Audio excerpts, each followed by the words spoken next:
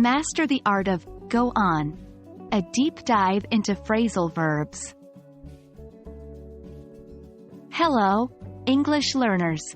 In today's video, we are going to focus on an important topic that can help elevate your language skills: the phrasal verb, go on. Phrasal verbs can be tricky, but they are an essential part of English.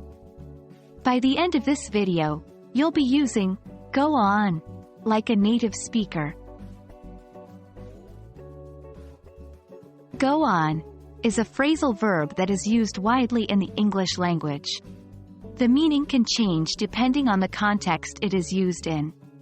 Typically, it's used to mean continue, proceed, or in some contexts, it may mean to talk at length about something.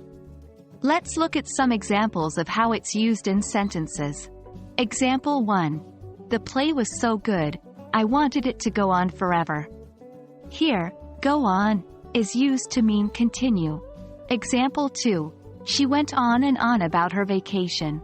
In this case, go on means to talk excessively or at length about something. To truly understand how to use go on, it's best to practice with more examples and contexts. Here are some additional examples. Example 3. Despite the rain, the football match went on. Continued. Example 4. Please, go on with your story. It's very interesting. Proceed. Example 5. He just goes on about his problems all the time. Talk at length. Go on can also be used in questions and commands.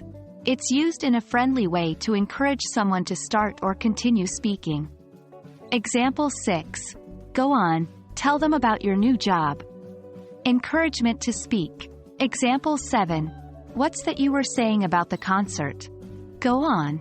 Encouragement to continue a story or conversation. Learning phrasal verbs is a great way to sound more natural when you speak English, and go on is one of those phrasal verbs you'll hear a lot. So remember, go on can mean continue, proceed, or to talk at length about something. But most importantly, practice using go on in different sentences until you feel comfortable with it.